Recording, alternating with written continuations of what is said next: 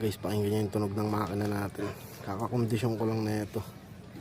Nag-iba yung tunog, guys.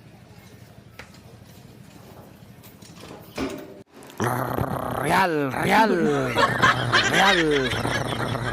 Bakit kaya naging ganun yung tunog? Comment nyo nga, guys. Real. Joke lang, guys. Okay naman yung makina natin. Ready na bumiyahe, guys.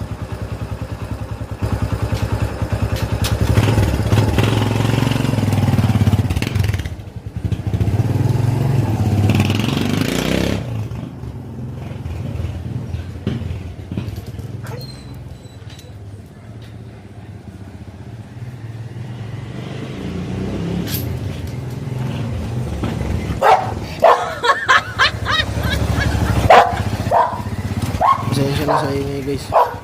Maingay yung alaga natin. Tawag na tayo. Paano, guys? Kita tayo sa Real.